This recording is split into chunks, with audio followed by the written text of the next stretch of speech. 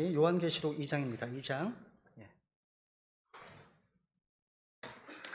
오늘은 이제 버가모 교회 주시는 하나님의 말씀을 살펴보겠습니다. 같이. 네. 우리 지난주 어디까지 읽으셨죠? 그러면 오늘은 기도하신 권은수 형제님부터 가겠습니다. 이렇게 가겠습니다. 네. 같이 읽겠습니다. 시작. 버가모에 있는 교회 천사에게 쓰라. 양날 달린 날카로운 검을 가진 자가 이것들을 말하노라. 내가 내 행위를 알며 내가 어디 거하는지 아노니 그곳은 사탄의 자리가 있는 곳이라. 붙잡고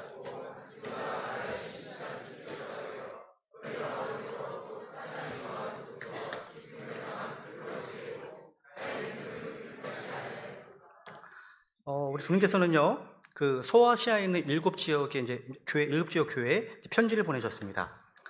이 편지들은 단지 1세기 당시 교회만을 위한 것이 아니라 모든 시대의 모든 교회들, 즉 우리 지금 베데니 교회와 이 땅의 모든 성도들에게 주시는 말씀이기도 합니다. 여러분, 이 교회는요, 당시 아시아 지역, 오늘 터키 지역이죠. 이 터키 북서쪽에 위치한 도시였습니다. 이 버가모라는 곳 자체가요. 서머나에서 북쪽으로 약 한 40마일, 내륙으로 약 한 20마일 떨어진 곳에 있었습니다. 이 버가모라는 도시는요, 산 위에 자리 잡은 도시였고요, 아주 아름답고 부유하고요, 문화와 종교의 중심지였습니다. 그리고 학문과 예술의 중심지였다고 합니다.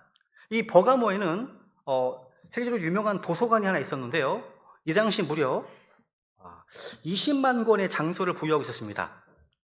그 당시에는 모든 책이요 다 손으로 직접 베껴 써야 했기 때문에 이건 놀라운 성취였습니다.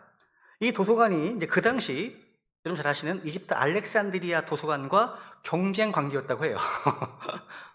당시 이집트 왕이요, 더 이상 이 버가모로 파피루스를 수출하지 말라 금지했다고 합니다. 격리 관계였기 때문에. 왜냐하면 이 버가모의 도서관이 알렉산드리아보다 커질까봐 두려웠기 때문이랍니다. 그러자 이 버가모 사람들은 이 파피루스의 대체자로 동물의 가죽을 가공해서 만든 새로운 재료를 발명했는데 그것이 바로 파치먼트, 양피지입니다. 근데 흥미로운 사실은요, 이 영어 단어 파치먼트, 양피지거든요. 이 파치먼트라는 이 단어가 이 도시 이름, 이 버가모스라는 단어에서 나왔다는 점입니다. 그러니까 이곳에서 동물의 가죽으로 만든 기록물이 처음 발명되기 때문입니다. 근데 이 버가모는요, 또 문화적으로는 발전 도시였지만 영적으로는 사탄의 자리가 있는 곳, 사탄의 왕국의 중심부였다고 합니다. 무슨 말이냐면 도시 곳곳에는요, 수많은 신전들이 있었고요, 특히 제우스, 또 아테나, 아프로디테 같은 또 유명한 의술의 신, 또 아스클레피오스라는 신이 있습니다. 이 아스클레피오스를 섬기는 재단이 있었습니다. 그 중에 그 아스클레피오스의 신전은요, 뱀을 상징으로 삼았습니다. 사람들은 병이 들면 그 신전에 가서 밤을 지었다고 해요. 그리고 몸 위로요, 뱀이 지나가잖아요. 그러면 신이 만졌다 라고 믿었습니다. 그러면서 이 뱀의 접촉을 치유의 신비라고 생각했습니다. 사실 그것은 사탄의 거짓된 미혹의 역사였습니다. 주님 말씀하셨잖아요. 그곳은 사탄의 자리가 있는 곳이라. 사탄의 자리가 있다고 말씀하시네요. 버가모는요, 사탄의 중심이었습니다. 놀랍게도 그곳에도 주님의 교회가 존재했습니다. 이 버가모는 교회가 존재했죠. 빛은 언제나 어둠 속에서 더욱 빛납니다. 하나님은 그 악하고 타락한 도시에 자신의 사람들을 두셨습니다. 그리고 거기 보면 내 이름을 굳게 붙잡고 믿음을 부인하지 않았던 그런 이들이 있었습니다. 그리고 여기는 또 나의 신실한 순교자 안티파라는 인물이 등장하죠. 그죠? 그러니까 사탄의 본부 한 가운데에서 믿음을 지키다가 목숨을 잃은 사람이죠. 하지만 주님께서는 그의 이름을 기억하셨습니다. 그의 신실함을 칭찬하셨습니다. 이 버가모 교회는요, 핍박 속에서도 믿음을 잃지 않은 교회였습니다. 그러나 동시에 세상과 타협하는 자들이 교회에 섞여 있었습니다. 바로 이 발람의 교회와 니골라당의 교리가 침투해서 더럽히고 있었거든요. 주님 말씀하십니다. 읽어볼까요? 2장 14, 16절부터 읽어볼까요? 그러나 내가 너를 책망할 것이 몇 가지 있나니 이는 거기에 발람의 교리를 붙잡는 자들이 내게 있기 때문이라. 이와 같이 내게도 니골라당의 교리를 붙잡는 자들이 있는데 내가 회개하라. 그리하지 아니하면 내가 속히 내게 가서 내 입의 검으로 그들과 싸우리라. 와. 여러분, 이 말씀은 단지 옛날 버가모 교회만의 이야기가 아니에요. 오늘 이 시대의 우리 교회, 그리고 각 사람을 향해서 말씀하십니다. 세상은 여전히 사탄의 자리입니다. 이 세상은 여전히 거짓된 신들과 쾌락과 교만으로 가득합니다. 우리는 이 세상에 도망칠 수가 없습니다. 우리는 이 세상 속에서 진리의 등불로 서는 교회, 그러니까 주님의 이름을 굳게 붙드는 교회가 되어야 되겠습니다. 그죠? 한번 12절부터 보겠습니다. 이제 12절부터. 에 있는 교회의 천사에게 쓰라. 양날 달린 날카로운 검을 가진 자가 이것들을 말하노라. 여기 이제 양날 달린 날카로운 검을 가진 자라고 표현하고 있습니다. 이건 이제 말씀으로 심판하시는 주님을 가리키고 있죠, 그죠? 주님께서 자신을 소개하실 때 단순히 자신이 이제 사랑의 주님만으로 이렇게 나타나지 않으셨습니다. 이 버가모 교회는 양날 달린 날카로운 검을 가진 자로 소개하고 있습니다. 즉 심판자이신 말씀의 주인이심을 계시하고 있습니다. 이 내용은 계시록 1장 16절에서도 이미 등장했죠. 1장 16절. 그분의 오른손에는 7뼈이 있으며 그분의 입에서는 양날 달린 날카로운 검이 나오고 그분의 용모는 해가 힘차게 빛나는 것 같더라. 양날 달린 날카로운 검은 11장 12절을 보면 하나님 말씀을 가리키죠. 그죠? 이 말씀은요, 살아있고 권능 있고 혼과 영을 찔러 가르는 하나님의 능력의 검입니다. 여러분, 이것이 바로 버가모 교회에 나타나신 주님의 모습입니다. 그분은 사랑의 주님이시지만 동시에 진리의 검을 드신 주님이십니다. 당시 로마 제국에서는요, 이 검이 권력의 상징이었습니다. 그래서 이 검의 권세라고 하면 생사 여탈권을 뜻했습니다. 로마의 총독이나 집정관이 이 권을 가졌다면 그 사람은 사람을 죽이고 살릴 수 있는 권위를 가진 자였습니다. 그러니까 버가모는요, 로마 제국의 아시아 지방 수도였거든요. 이 검의 권세가 집중 도시였습니다. 즉 세상적으로 보면 생명과 죽음의 결정권이 로마 정부에 있었다는 거죠. 예수님께서는 이렇게 말씀하십니다. 양날 달린 날카로운 검을 가진 자가 말하노라. 주님이 선언하신 겁니다. 로마의 총독이 아니라 내가 생사권을 가진 자라고, 내가 진리의 검을 가진 심판의 주인이라고. 여러분, 로마의 검은 사람의 육신을 베지만 예수님의 검은 사람의 영혼을 찌릅니다. 로마의 검은 죽음을 주지만 예수님의 검은요, 진리를 통해서 영혼을 살립니다. 주님께서는요, 16절 볼까요? 16절. 그리하지 아니하면 내가 속히 내게 가서 내 입의 검으로 그들과 싸우리라. 와, 내가 내 입의 검으로 그들과 싸운다고 하시네요. 주님은 자신의 말씀으로 심판하신다는 거예요. 요한복음 12장 48절에 보시면 주님 이렇게 말씀하셨죠? 48절. 나를 거절하고 내 말들을 받아들이지 아니하는 자에게는 그를 심판하는 자가 있으니 곧 내가 한 말 바로 그 말이 마지막 날에 그를 심판하리라. 여기 보시면 우리는 심판의 기준이 뭐예요? 하나님의 말씀임을 알 수 있습니다. 하나님의 말씀임을 알 수 있습니다. 즉 성경이 심판의 기준입니다. 그래서 성경을 많이 읽으면 그리스도의 심판석을 대비할 수가 있는 거예요. 기준을 아니까, 기준이 분명하니까. 주님께서 나오는 이 말씀은요, 혼과 영을 찔러 이제 죄를 드러내고요, 위선을 벗겨주고 주님의 뜻 앞에서 우리를 세우는 검입니다. 그런데 이 검은요, 양날 달린 검입니다. 양날 달린 검. 이 검은 양날이 있습니다. 한 날은요, 구원을 위한 검입니다. 다른 한 날은요, 심판을 위한 검입니다. 같은 복음이, 동일한 복음의 말씀이 어떤 사람에게는 생명을 줍니다. 어떤 사람에게는 정죄를 줍니다. 같은 설교 말씀이 어떤 사람에게는 눈물을 주고 회개를 일으키지만 어떤 사람에게는 마음의 완고함을 더하게 됩니다. 하나님의 말씀은요, 언제나 두 가지 방향으로 작용합니다.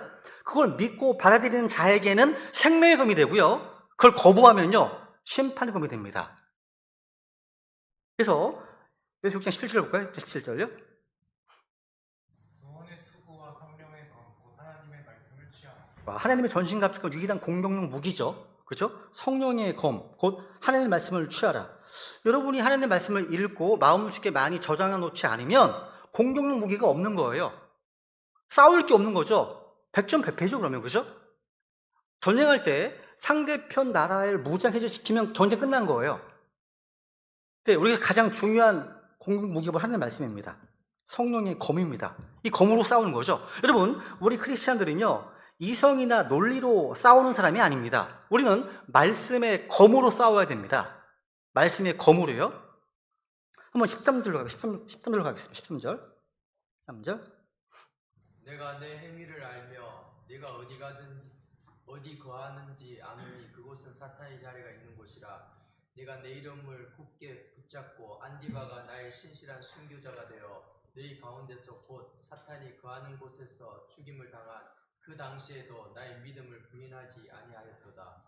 와, 여기 보시면요, 사탄의 자리가 있는 곳, 사탄의 자리가 있는 교회, 그죠? 여기 보시면요, 내가 내 행위를 알며 네가 어디 거하는지 아노니. 굉장히 위로가 되는 말씀이네요. 주님께서 아십니다. 여기서 아신다는 건 단순한 정보를 말하는 게 아닙니다. 주님께서 내가 안다고 하실 때 그것은요, 모든 환경 속에서의 우리의 삶과 믿음을 다 알고 계시다는 말입니다. 그러니까 주님께서는요, 우리가 어떤 세상에서 살고 있는지, 무엇으로 힘들게 하고 있는지, 우리 주변에 어떤 어둠의 세력이 있는지 아십니다. 아세요. 아신다는 거죠? 내가 어디 거하는지 아노니 말씀하십니다. 이 말씀은 버가모교회 성도들에게 엄청난 위로이자 도전이 되었을 겁니다. 주님께서는 버가모를요, 사탄의 자리가 있는 곳이다 라고 말씀하셨습니다. 여러분, 성경 어디를 읽어봐도 이런 표현은 드물어요. 이 도시는 단순히 죄가 많은 도시가 아니라 사탄의 자리가 있는 곳, 사탄의 왕국의 본부, 그의 자리가 놓인 곳이라고 말씀하십니다. 왜 버가모가 사탄의 자리라고 불렸을까요? 여기 몇 가지 이유가 있습니다. 우선 먼저요, 여기는요, 우선 첫 번째로 뱀의 신 아스클레피오스의 숭배에 연관되어 있습니다. 버가모는요, 말씀드렸던 것처럼 의술의 신 아스클레피오스를 위한 신전이 있었습니다. 그 상징은 바로 뱀이었거든요. 이 뱀이 바로 스네이크가 아니라 서펀트입니다. 펜트. 이 신전은 당시 고대 세계에서 가장 유명한 의학 중심지였습니다. 환자들은 치료를 받기 위해서 멀리서 찾아왔어요. 이들은 밤에 신전 안에서 잠을 잡니다. 그리고 바닥에는 길들여진 뱀들이 기어다녔습니다. 만약 그 뱀이 몸을 스치면요, 그것을 신의 손길로 믿고 치유가 이루어진다고 여겼습니다. 하지만 성경은 이 서펀트를 어떻게 말씀하십니까? 창세기 3장에서 서펀트 등장하죠. 창세기 3장에서. 그런데 이 3장에 있는 뱀이 누굽니까? 마귀입니다. 그죠? 계시록 12장 9절로 갈까요? 12장 9절. 용, 즉 저 옛뱀 곧 마귀라고도 하고 사탄이라고도 하며 온 세상을 속이는 자가 내쫓았는데 그가 땅으로 내쫓기니 그의 천사들도 그와 함께 내쫓으시라. 와, 그 큰 용이 있습니다. 저 옛뱀, 곧 마귀라고도 하고 사탄이라고도 하며 온 세상을 속이는 자. 이게 마귀의 정체성이네요. 그죠? 큰 용이네요. 창세기 3장의 옛뱀이 올드 세펀트가, 그죠? 계시록 12장에 오니까 큰 용이 됐어요. 그죠? 저 어렸을 때 그런 거 많이 있었거든요. 이무기. 뱀이 용이 되기 전에 이무기가 되잖아요. 그죠? 요즘 그런 거 별로 안 나오지만 이게 다 성경과 연관되는 것 같습니다. 옛뱀이 큰 용입니다. 마귀는 사탄입니다. 그죠? 그러니까 이 뱀을 마귀 사탄을 말씀하고 있습니다. 그러니까 주님께서 말씀하신 사탄의 자리가 단순한 상징이 아니라 실제 뱀의 신을 숭배하는 사탄의 본거지라고 말씀하시는 거예요. 어떻게 보면요. 그것만 아닙니다. 이 버가모에는요, 제우스와 아테네의 제단이 있었습니다. 버가모의 도시 뒤편에는요, 커다란 언덕이 있었는데 그 언덕 중턱에 제우스의 거대한 제단이 있었습니다. 제단은 약 90피트니까 한 27m 정도 되는 정사각형 크기의 제단이 있었습니다. 그 위에서 온종일 재물이 불타올랐습니다. 그래서 멀리서 보면요, 연기와 불길이 솟구치는 제단을 마치 거대한 왕자, 사탄의 자리처럼 보였다는 거예요. 이는 어디서나 볼 수 있었고요, 모든 사람의 시선을 사로잡는 아주 우상숭배 중심이었다는 겁니다. 그리고 이 버가모는요, 로마제국에서 가장 먼저 황제 숭배 사원을 세운 도시입니다. BC 29년입니다. 29년 이 율리우스 시저를 신격화해서 그를 위한 신전을 세웠습니다. 그러니까 로마의 통치는요, 단순한 정치 시스템이 아니라 황제를 신으로 섬기는 종교였다는 거예요. 또한 버가모는요, 학문과 철학과 의학과 예술의 중심지였습니다. 지식은 넘쳐났는데 그 지식은 하나님이 없는 지식이었습니다. 로마서 1장에 보시면 그들은 스스로 지혜롭다고 공언합니다. 그런데 그 지식 속에 하나님 두기를 싫어했습니다. 결국 인간의 지혜가 하나님을 밀어내고 사탄이 그 자리를 차지하게 된 거예요. 지금 단독 말씀하십니다. 그곳은 사탄 자리가 있는 곳이라고요. 그런데 이런 곳에도 주님의 교회가 있었다. 놀랍지 않습니까? 이런 곳에 버가모 교회는요, 어둠 속에서도 빛을 비추는 교회였습니다. 세상은 사탄의 자리입니다. 그죠? 이 세상 신막이니까. 우리 성도들은요, 하나님의 성전입니다. 주님께서는 말씀하십니다. 이렇게 다시 한번 읽어볼까요? 23절. 피를 알며 내가 어디 거하는지 아느니 그곳은 사탄의 자리가 있는 곳이라. 내가 내 이름을 굳게 붙잡고 안디바가 나의 신실한 순구자가 되어 너희 가운데에서 곧 사탄이 거하는 곳에서 죽임을 당한 그 당시에도 나의 믿음을 부인하지 아니하리로다. 이 한 구절은요, 이 당시 버가모 교회의 신앙을 잘 요약되어 있습니다. 그죠? 주님의 이름을 굳게 붙잡았습니다. 그리고 믿음을 부인하지 않았습니다. 성경은 여기 안디바라는 사람이 등장합니다. 이 안디바라는 인물은요, 나의 신실한 순교자라고 표현합니다. 그러니까 이 안디바에서 한 줄밖에 말하지 않지만 이 한 줄에 그 믿음의 무게를 잘 보여줍니다. 나의 신실한 순교자. 주님의 평가입니다. 그래서 주신 칭호잖아요. 그죠? 나의 신실한 순교자. 그러니까 이 안디바는 버가모의 중심, 사탄이 거하는 곳 한가운데에서 말씀을 전하다가 죽임을 당했습니다. 세상은 안디바를 기억하지 않습니다. 다 잊어버렸을 겁니다. 주님께서는 그 이름, 안디바를 기억하셨습니다.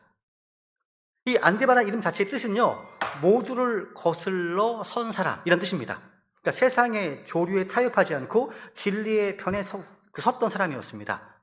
세상이 하나님을 대적할 때 이 안디바는 세상을 대적한 한 사람이었습니다. 여러분, 우리 사는 이 시대에도요, 마찬가지입니다. 버가모 다르지 않습니다. 이 세상은 진화론과 인본주의를 비롯해서 사탄의 철학으로 가득합니다. 인간을 신으로 높이고요, 진리를 상대화시키고요, 죄를 정상으로 부릅니다. 이런 세상 한가운데서 주님 우리에게 똑같이 말씀하십니다. 네가 어디에 거하는지 내가 안다. 그것이 사탄의 자리를 할지라도 내 이름을 굳게 붙잡으라 말씀하시는 겁니다. 그렇죠? 우리의 가정에서, 또 직장에서, 또 학교에서 믿음을 지킨다는 것이 어렵다고 느껴지십니까? 주님께서는요, 내가 안다고 하십니다. 내가 안다. 여러분, 지금도요, 세상 곳곳에서 크리스찬들이 죽임을 당하고 있습니다. 저는 거의 매주 그런 걸 봐요. 사진으로도 봅니다. 너무 끔찍해서 소개를 못 해드리겠어요.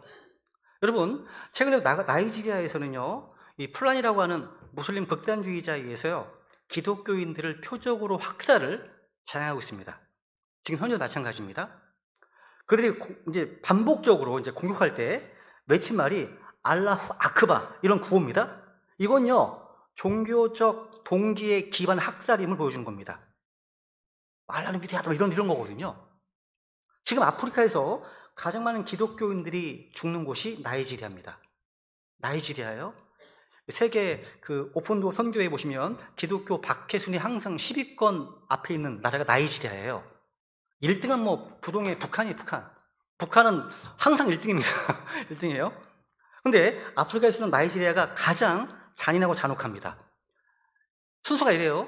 거기 이제 한 크리스찬이 이제 증언하는 건데요. 크리스찬 교회가 있고 또 집을 이들이 둘러쌉니다. 그리고 불을 붙입니다. 불이 나서 밖으로 나오잖아요. 그러면 마체테 아시나요? 마체테라고 하는 아주 그 동물을 이제 썰을 때 쓰는 큰 칼이 있어요. 그 마체테라는 칼을 가지고 칼로 그냥 참수를 시킵니다. 나오는 사람들 참수를 하는 거예요. 목을 자르는 거예요. 절단합니다. 그리고 임산부의 배를 갈라서 아이를 꺼내 죽입니다.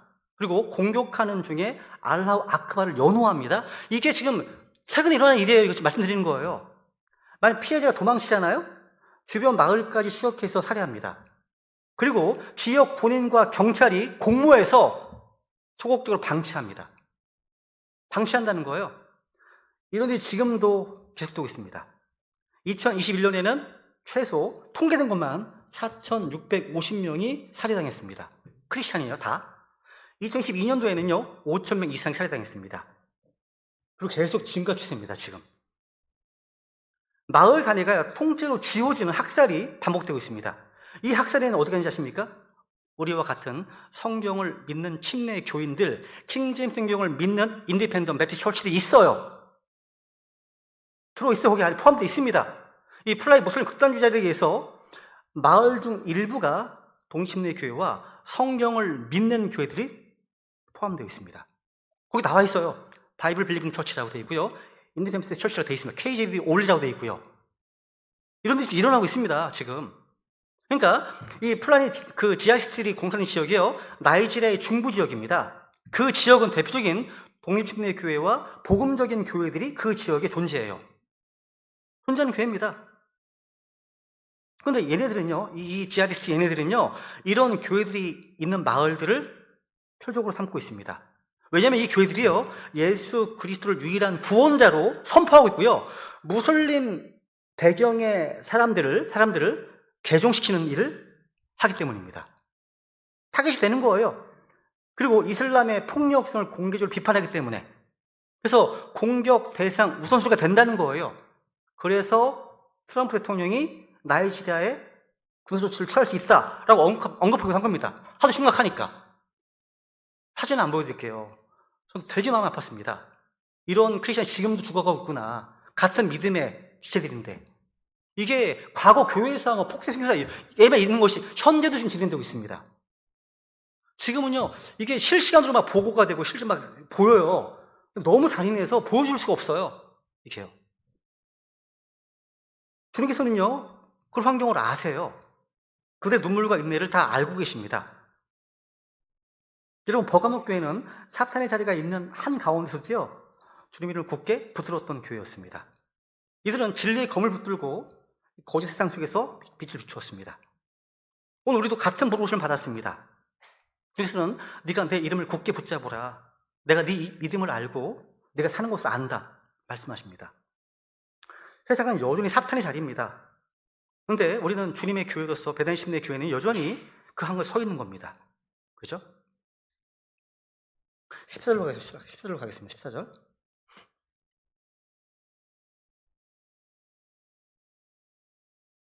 내가 너를 책망할 것이 몇 가지 있나니 이는 거기에 발람의 교리를 붙잡는 자들이 내게 있기 때문이라. 그가 발락을 가르쳐 이스라엘 자손 앞에 걸림돌을 놓게 하고 우상들에게 생물로 바친 것들을 먹게 하며 또 음행하게 하였느니라. 주님은 버가모 교회를 향해서 말씀하시네요. 내가 너를 책망할 것이 몇 가지가 있다. 여러분, 주님은 그들의 믿음과 충성을 칭찬하셨습니다. 동시에 거룩하신 분으로서 그들 안에 남아있는 타협과 오염을 지적하십니다. 바로 이것이 버가모 교회의 두 얼굴이었습니다. 그들은 믿음을 부인하진 않았지만 그 믿음을 순결하게 지키지도 못했습니다. 거기에 발람의 교리를 붙잡은 자들이 내게 있다. 말씀하시네요. 발람의 교리. 발람은요, 민수기 22장에 또 보시면 돈과 명예를 사랑하는 타락한 대원자였습니다. 모압 왕 발락이요, 이스라엘 백성들이 자기 땅으로 들어온 것을 두려워했습니다. 그래서 발람을 불러서 이스라엘을 저주하게 하려 했습니다. 근데 주님께서 그걸 막으셨죠? 발람은 겉으로는 주님께 순종하는 척 했습니다. 근데 마음속엔 여전히 돈, 보상, 이익을 탐했습니다. 결국 발람은요, 이런 계략을 제시했습니다. 어떤 계략이냐? 이스라엘을 정면으로 저주하지 말고 타락시키라고. 우상 숭배와 음행으로 그들이 하나님과 관계를 끊게 하라는 전략이었습니다. 이게 계략이에요. 그 결과 민수기 25장에 보시면요, 이스라엘 백성들은요, 모압 여인들과 음행하고 바알부르라는 우상을 섬기게 되었습니다. 그 죄로 인해서 24,000명이 죽었습니다. 그 죄로 인해서요. 이게 발람의 교리예요. 즉 하나님의 백성이 세상과 타협하도록 유혹하는 교리입니다. 그런데 버가모 교회, 이 버가모 교회 안에도 이런 자들이 있었다는 겁니다. 이들은 직접적으로 예수님을 부인하자고는 말하지 않았습니다. 그런데 이게 속삭인다는 거죠. 굳이 그렇게까지 극단적으로 살 필요는 없지 않을까. 우상의 제물이라도 감사기도 하고 먹으면 되잖아요. 뭐 세상 문화도 조금은 받아들여야 전도에 도움이 되지 않겠습니까? 이 열린 예배 같은 이게 바로 버가모식 타협신앙입니다. 그들은 박해를 피하기 위해서, 사회적인 불이익을 피하기 위해서 신앙의 본질을 조금씩 포기했다는 겁니다. 주님이 그것을 미워하십니다. 그러니까 이 발람의 교리는요, 본질이 뭐냐면 믿음과 세상의 경계를 무너뜨리는 그런 교리입니다. 하나님보다 인간의 편의를 우선시하는 교리입니다. 거룩을 대가로 해서 평안을 구하는 교리가 바로 발람의 교리의 본질입니다. 오늘날에도 여러분, 오늘날에도 이 발람의 교리는 살아있습니다. 복음을 지키되 너무 독선적으로 보이지 말자, 이런 얘기. 아니면 성경은 믿는다고 하지만 시대에 맞게 적용해야 한다 등. 예를 들어서 뭐 유신론적 진화론 같은 거, 하나님이 계시지만 진화론을 통해 창조하셨다, 뭐 이런 거 있잖아요. 이게 타협적 노선 아닙니까, 다 이것이요? 그죠? 이런 말들이 바로 현대판 발람의 유혹입니다. 그렇게 보이지만 진리와 세속의 혼합을 허용하게 됩니다.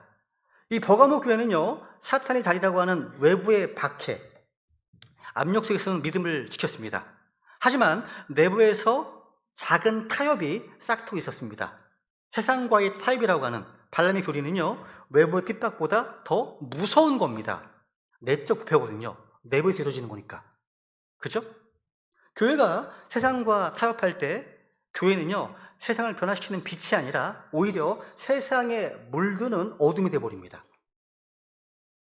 이 버가모 교회는 외부의 박해는 강했습니다. 근데 내부의 타협에는 약했다는 거죠.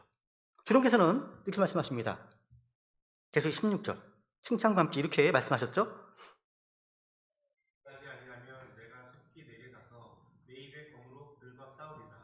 와, 놀랍죠? 주님의 검이요, 세상 사람들을 향한 것이 아니라 교회 안에 타협과 죄를 향해 있다는 사실. 내가 네게 가서, 버가모 교회에 가서 내 입의 검으로 그들과 싸우겠다. 주님께서는요, 자신의 교회를 거룩하게 하기 위해서 말씀의 검으로 우리를 정결케 하신다는 거. 15절 볼게요. 15절. 니골라당의 교리를 붙잡는 자들이 있는데 내가 그것을 미워하노라. 이 니골라당의 당에 대해서는 에베소 교회에서 살펴봤죠. 이들은 초대교회 내부에서 일어난 영적 부패와 성지 계급주의를 가리킵니다. 니골라당은 백성을 다스리는 자, 백성을 지배하는 자, 성도 위에 군림하는 자를 뜻합니다. 니골라당의 교리는요, 두 가지로 항상 설명합니다. 하나는 성직 계급 제도입니다. 성직 계급이 성도들 위에 있다는 어떤 권위의 남용으로 설명하고, 또 하나는 뭐냐면 그리스도인들은 은혜 아래 있기 때문에 어떤 죄도 괜찮아, 이런 자유의 남용으로 설명하게 됩니다. 하나는 권위의 남용, 하나는 자유의 남용이죠. 그래서 결국 이들은요, 교회 안에서 사람을 신격화하고 동성도들에게는 도덕적 방종을 허용했습니다. 그래서 오늘날 두 극단으로 나타납니다. 하나는 교권주의고 또 하나는 율법 폐기주의입니다. 그러니까 무책임한 자유주의를 할 수 있죠. 둘 다 하나님이 미워하시는 교리입니다. 뭐 이 교리에 대해서는 제가 계속 2장에서 앞에서 공부했기 때문에 넘어가겠습니다. 16절 볼게요. 16절 다시 볼게요. 같이 읽어볼게요. 말씀이 시작. 회개하라. 그리하지 아니하면 내가 속히 내게 가서 내 입의 검으로 그들과 싸우리라. 이 말씀은 단순한 위협이 아닙니다. 주님께서 자신의 교회를 정결케 하시려는 사랑의 경고입니다.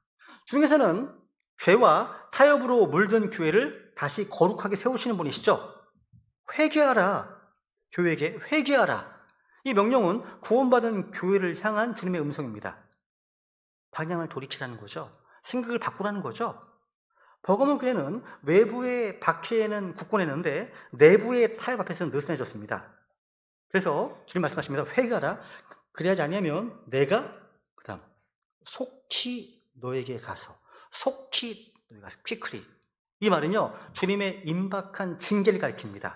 주님께서는요, 오래 참으십니다. 하지만 회개하지 않는 교회와 성도에 대해서는 즉각적이고 분명한 징계를 내리십니다. 속히 가서 내 입의 검으로 그들과 싸우겠다. 주님께서는 세상의 무기로 싸우지 않으십니다. 우리 주님의 무기는 바로 말씀입니다. 주님은 교회를 사랑하시기 때문에 교회를 말씀으로 씻으십니다. 에베소 26절 볼까요? 주께서 말씀을 통해 교회를 거룩히 구별하고 정결하게 하려 하시며 자, 말씀을 통해 물로 씻음으로 교회를 거룩 구별한다.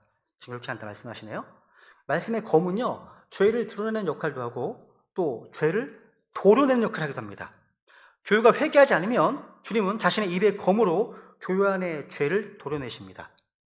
말씀을 통하여 책망하시고 진리를 통해 분별하게 하시고 거짓된 교리를 배워내십니다. 주님께서 여기서 주님께서는 세상과 싸우리라고 하지 않으셨습니다. 그들과 싸운다고 하십니다. 그들과 싸우신다고. 근데 누굽니까? 교회 안에서 발람의 교리와 니골라당의 교리를 붙드는 자들입니다. 즉 주님의 검이 교회 밖의 세상이 아니라 교회 안에 타협과 죄를 향하고 있다는 사실. 이 얼마나 두려운 말씀입니까? 주님은요, 세상보다 먼저 자신의 교회를 정결케 하십니다. 베드로전서 4장 17절. 이렇게 좀 해야겠네요. 17절. 이는 반드시 하나님의 집에서 심판을 시작할 때가 왔기 때문이다. 만일 그 일이 우리에게서 먼저 시작된다면 하나님의 복음에 순종하지 아니하는 자들의 마지막은 어떠하겠느냐. 주님께서는 이 교회가 진리에서 벗어나 세상과 타협하잖아요. 그럼 말씀의 검으로 그 타협을 잘라내십니다. 자신의 교회를 회복하기 위해서입니다. 주님께서는 회개하라 단호히 말씀하십니다. 그런데 그 의도는 뭡니까? 파멸이 아닙니다. 회복의 목적이 있어요. 회복에. 여러분, 주님의 검은 여전히 교회를 향하고 있습니다. 교회가요, 복음보다 사람의 인기를 추구할 때, 성도가 세상과 타협하는 가운데 죄를 합리화할 때 주님의 그 검이 마음을 찌를 겁니다. 근데 주님의 검은요, 무자비한 검이 아니라 치료를 위한 검, 치료의 검입니다. 외과 의사가 생명을 살리기 위해서 메스를 들지 않습니까? 마찬가지예요. 주님은 교회를 살리시기 위해서 자신의 입의 검으로 우리를 다듬으시는 거예요. 그러니까 주님의 말씀은 죄를 드러내지만 동시에 회복을 가져온다는 사실. 오늘은 여기까지 해야겠네요. 발람의 교리에 대해서는 다음 주에 좀 더 자세히 살펴보고요. 또 이기는 자에게 주어지시는 3가지 보상에 대해서는 다음 주에 살펴보겠습니다. 기도하겠습니다.